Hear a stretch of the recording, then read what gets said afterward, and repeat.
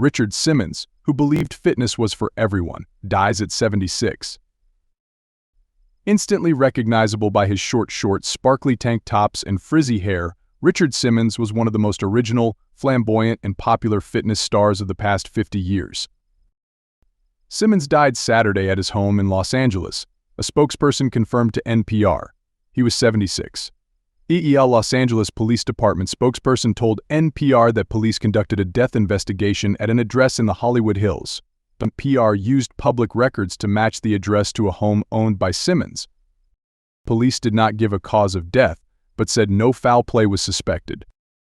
Simmons built a fitness empire starting in the 1970s that included videos, classes, books, products, infomercials, his own show, and numerous television appearances.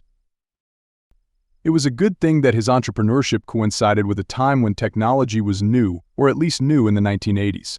Simmons released fitness classes on VHS tapes that could be played on VCRs. Over the course of his life, he made more than 65 fitness videos, including Sweatin' to the Oldies, which sold over 20 million copies. He grew up as an unhappy, confused teenager. Born in New Orleans, Milton Teagle Richard Simmons described himself as a compulsive eater as a young boy and was bullied and made fun of by others because of his weight. "I grew up without physical education," he recalled on NPR's Tell Me More in 2008. "In 8th grade, I weighed 200 pounds. And by the time I graduated from high school, I weighed almost 300 pounds. I was a very unhappy, confused teenager who couldn't figure out what he wanted in life and why he had such a strong relationship with food." Simmons wrote on his website that he tried diets and laxatives, but eventually adopted a lifestyle of balance, moderation, and exercise. His life's work has become making exercise fun for all body types. In 1974, Simmons opened his own studio in Beverly Hills, catering to people looking to lose weight and get in shape. It was originally called the Anatomy Asylum, but later became known as Simmons. It even housed one of the area's first salad bars, called Roofage. Simmons maintained a presence there until 2013. Simmons' training style was upbeat and inviting.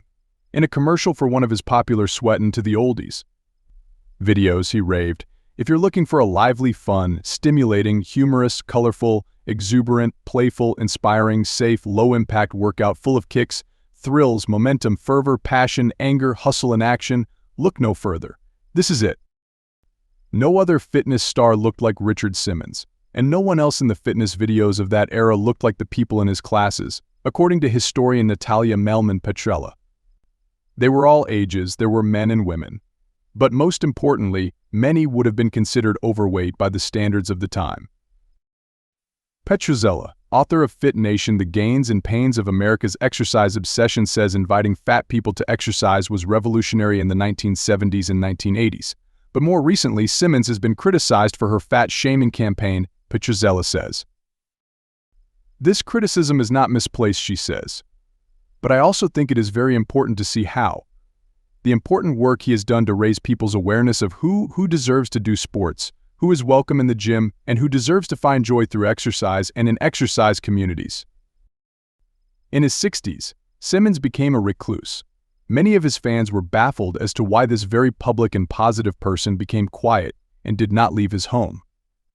The podcast Richard Simmons is Missing and several documentaries delved into the mystery, including one produced by TMZ that aired on Fox and Hulu.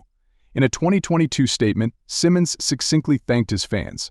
Previous interviews, such as one on The Today Show in 2016, alluded to health issues and a desire to spend time alone. Simmons' philosophy was simple. He preached positivity, portion control, and at least 30 minutes of exercise every day. This message resonated with people who didn't see themselves in the traditional fitness world and those who felt like they were last picked for the team.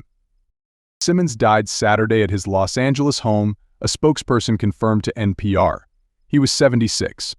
A spokesperson for the Los Angeles Police Department told NPR that police conducted an investigation into the death at an address in the Hollywood Hills.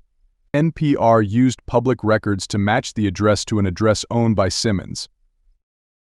Police have not released a cause of death, but no foul play is suspected. Simmons built a fitness empire in the 1970s that included videos, classes, books, products, infomercials, his own show, and countless TV appearances. It helped that his entrepreneurship coincided with new technology, or new anyway, in the 1980s. Simmons released fitness classes on VHS tapes that could be played on VCRs. In his lifetime, he made more than 65 fitness videos, including Sweatin' to the Oldies, which sold more than 20 million copies. He grew up as an unhappy, bewildered teenager. Born Milton Teagle Richard Simmons in New Orleans, he described himself as a compulsive eater as a young boy. Others bullied and ridiculed him for his weight,